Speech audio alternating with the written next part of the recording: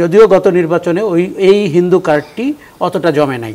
নির্বাচনের আগে বিশেষ করে সীমান্তবর্তী এলাকাগুলোতে যে ভারতের নরেন্দ্র মোদী এবং তার দলবল এসে ক্যাম্প করার কথা বলেন, যে আমরা যদি নির্বাচনে বিজয়ী হব মুসলমানদেরকে এই কনসেন্ট্রেশন ক্যাম্পে রাখা হবে এবং বাংলাদেশিদেরকে বাংলাদেশে ফিরিয়ে দেওয়া হবে। হঠাৎ করে জানা গেল যে বাংলাদেশি গ্রেফতার হয়েছে 1000, কিন্তু পরে দেখা গেল এটা তার নিজের নাগরিক। কলকাতাতে যাদেরকে বলা হয়, আসামে যাদেরকে বলা হয়, ত্রিপুরাতে যাদেরকে বলা হয়, সবাই কয়েক দশক বা কয়েক 10 দশক ধরে ভারতের নাগরিক। কাজেই ভারত এটিকে একটি রাজনীতির খেলা হিসাবে নিয়েছে এবং সেই রাজনীতিতে বিজেপি ভালো ফলাফল করে।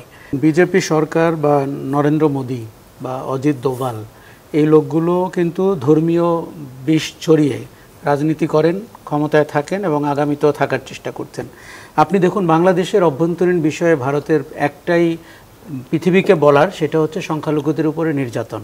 কেননা ভারত পৃথিবীর হিন্দুদের নেতা হতে চায় এবং হিন্দু স্বার্থ যেখানে আছে সেখানে সেটা রিয়াল হোক অথবা আনরিয়াল হোক, কোথাও যদি প্রবলেম না থাকে তাকে প্রবলেমটা বানাতে হয়, যাতে করে দুই দিকেই তার একটা ফল সে পায়। অভ্যন্তরীণ রাজনীতিতে পায়, নির্বাচনের সময় পায় এবং পশ্চিমা বিশ্বের কাছে গল্পটা বলতে সুবিধা হয় যে সংখ্যালঘুদের উপরে নির্যাতন হচ্ছে। ভারতে মুসলমানদের উপরে যা করা হচ্ছে, আমি বলবো ভারতের প্রতিবেশীরা এখন পর্যন্ত সেটিকে প্রকাশ্যে বলছে না। ধরেন ওয়াকফ আইন যেটি করা হয়েছে, আপনি কি পারবেন কোনো মন্দিরের আপনি শেয়ার হোল্ডারদের মধ্যে বা তার বিচার বিবেচনার সময় একজন মুসলমান অন্তর্ভুক্ত হবে? কিন্তু ভারতে নতুন আইন করা হয়েছে যে মুসলমানদের যে ওয়াকফ স্টেটগুলো, সেখানে কিন্তু হিন্দু বা অন্য ধর্মের রিপ্রেজেন্টেটিভরা থাকতে পারবেন এবং এটি পুরোটাই করা হয়েছে তার ইকোনমিক ব্যাকবোনটা ভেঙে ফেলার জন্য। এর আগে দেখবেন আপনি নির্বাচনের আগে বিশেষ করে সীমান্তবর্তী এলাকাগুলোতে যে ভারতের নরেন্দ্র মোদী এবং তার দলবল এসে ক্যাম্প করার কথা বলেন, যে আমরা যদি নির্বাচনে বিজয়ী হব মুসলমানদেরকে এই কনসেন্ট্রেশন ক্যাম্পে রাখা হবে এবং বাংলাদেশিদেরকে বাংলাদেশে ফিরিয়ে দেওয়া হবে। নির্বাচনের পরে কিন্তু সেটি নিয়ে আর খুব একটা উচ্চবাচ্য হয় না এবং আমরা অমিত শাহকে দেখেছি এই কাজে সবচেয়ে বেশি কথা বলতে। এই যে বাংলাদেশের গত 9 মাসে আপনি ভারতের ভূমিকা যদি দেখেন, কোনো দেশ 15 বছর একটি গণতান্ত্রিক দেশকে এতটা নির্বাচনী ব্যবস্থার দুর্বল করেছে, নির্বাচনগুলোর কারসাজিতে ভূমিকা রেখেছে, বিরোধী দলকে সিএমএইচে ভর্তি করেছে অথবা ডেকে নিয়ে গেছে, ফিরে আসার পরে উনি ভাষা হারিয়ে ফেলেছেন, এগুলো কি আপনি বিশ্লেষণ করতে পারবেন পৃথিবীতে? তার মানে ভারত আমাদের অভ্যন্তরীণ রাজনীতিতে, সেটা গোয়েন্দাগিরির ভেতর দিয়ে, সেটা সরকার টু সরকার যোগাযোগের ভিতর দিয়ে, এমনকি গণতান্ত্রিক প্রক্রিয়াকে ব্যাহত করার মতো কাজ করেছে। এখন 9 মাসে আমরা যেটা দেখলাম যে হেন সুযোগ নাই যে পুনর্বাসন করা আগের শক্তিগুলোকে, বা কালচারাল ফ্রন্টে অথবা মিডিয়াতে ভারত একইভাবে চেষ্টা করছে। এখন তার দেশের ভেতরে যা ঘটছে মুসলমানদের সাথে, হঠাৎ করে জানা গেল যে বাংলাদেশি গ্রেফতার হয়েছে 1000, কিন্তু পরে দেখা গেল এটা তার নিজের নাগরিক। কলকাতাতে যাদেরকে বলা হয়, আসামে যাদেরকে বলা হয়, ত্রিপুরাতে যাদেরকে বলা হয়, সবাই কয়েক দশক বা কয়েক 10 দশক ধরে ভারতের নাগরিক। কাজেই ভারত এটিকে একটি রাজনীতির খেলা হিসাবে নিয়েছে এবং সেই রাজনীতিতে বিজেপি ভালো ফলাফল করে। যদিও গত নির্বাচনে এই হিন্দু কার্ডটি অতটা জমে নাই। যেমন আমাদের দেশে তার যে সংখ্যালঘু কার্ড, সেটা কিন্তু এই দেশেও জমে নাই, পশ্চিমা বিশ্বেও জমে নাই।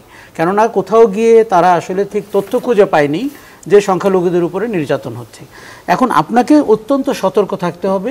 দেখুন আমাদের একটি নাজুক সময় যাচ্ছে, যেই সময়ে সরকারটি অন্তর্বর্তী সরকার, নির্বাচিত প্রতিনিধি নেই এবং আপনার জন্য দুটি ডিস্টার্বিং ফোর্স আছে। একটি হচ্ছে ভারত নিজেই এবং তার প্রোপাগান্ডা এবং তার কূটনৈতিক যোগাযোগ, আরেকটি হচ্ছে পলাতক শক্তি যারা মূলত ভারতে অবস্থান করছেন। সো এই দুটি শক্তিকে আপনি নজরে রাখতে হবে যখন আমরা মিয়ানমারের ব্যাপারে সিদ্ধান্ত নিব। এমনকি পাকিস্তানের সাথে ভারত যে উত্তেজনা তৈরি করতে চাচ্ছে বা করছে, অনেকটা হয়ে উঠেছে প্রায়, সেই জায়গাতেও আমাদের অবস্থান কি হবে। কেননা আমরা যুদ্ধ শুধুমাত্র যুদ্ধের কারণেই হয় না, রাজনৈতিক কারণেই মূলত হয়। কাজে এই জায়গাটিতে সতর্ক থাকার বিষয় রয়েছে। আমি বলবো 54 বছরের মধ্যে বাংলাদেশ প্রথম ভারতের সংখ্যালঘুদের ব্যাপারে আমরা যে ওয়ারিড, এটি কিন্তু প্রকাশ করেছি। আমরা বলেছি যে সেখানে মুসলমানদের উপরে কি আচরণ করা হচ্ছে, এটি কন্টিনিউয়াসলি বলতে হবে। কারণ আপনার 20 কোটি 22 কোটি মুসলমান, তার ব্যাপারে আপনি জাস্ট আমরা একই ধর্মের বলে কথা বলবো না, প্রতিবেশী বলে কথা বলবো না, কই ভারত তো সেই আচরণ করছে না।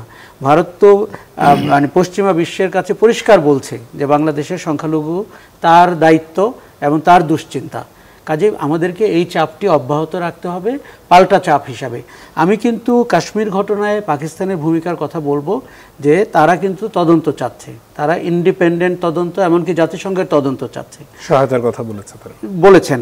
এখন ভারতে যেই ঘটনা ঘটছে, আপনি কাশ্মীরি পরিচয় কিংবা মুসলমান পরিচয়, এই পরিচয়গুলো ভারতে একটি মারাত্মক সমস্যা তৈরি করেছে। তার অভ্যন্তরীণ রাজনীতি কিন্তু অগ্নিগর্ভ। আপনি জানেন যে নট অনলি বিজেপি সরকার, কংগ্রেস সরকার কিন্তু তার ন্যাশনাল সিকিউরিটি থ্রেট বলেছিল মাওয়িস্টদেরকে, এবং সেটি করে আপনার এই পার্বত্য অঞ্চলগুলোতে কিন্তু আদানি ঢুকানো হয়েছিল, খনিজ সম্পদ লুট করা হয়েছিল। সো ভারতের একটা সাংঘাতিক অভ্যন্তরীণ রাজনৈতিক এবং নিরাপত্তা টেনশন আছে। সেই টেনশনটার সাথে সে পাকিস্তান ফ্রন্টে এখন জড়াচ্ছে, 9 মাস ধরে বাংলাদেশের সাথে আছে। কাজেই আমাদের খুব ভালোভাবে ভারতকে রিড করতে হবে, ভারতের মাইন্ড রিড করতে হবে এবং তার কৌশল কি করে প্রণয়ন করে। আমি খুব বেশি চিন্তিত যে আমাদের যে পলাতক শাসকবর্গ, সেই সময় গত 15 বছরে এখানে ভারতের যে অপারেটিভসদেরকে আমরা দেখতাম, গোয়েন্দা এবং ডিপ্লোম্যাটিক অপারেটিভস, তারা কিভাবে এখন অ্যাক্ট করছেন।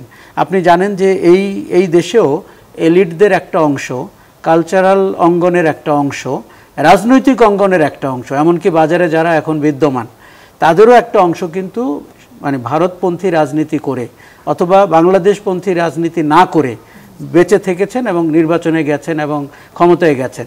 এদের ব্যাপারেও সচেতন থাকতে হবে, কারণ গত 9 মাসে আমরা আমাদের অভ্যন্তরীণ রাজনৈতিক শক্তিগুলোকেও ভারতের ব্যাপারে তাদের অবস্থান কিন্তু পরিবর্তনশীল হতে দেখেছি, এমনকি আওয়ামী লীগের ব্যাপারেও।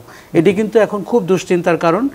এখন আমাদের দেশ যেন তার স্বার্থ নিয়ে এগোতে পারে, সেটি আমাদের নিশ্চিত করতে হবে।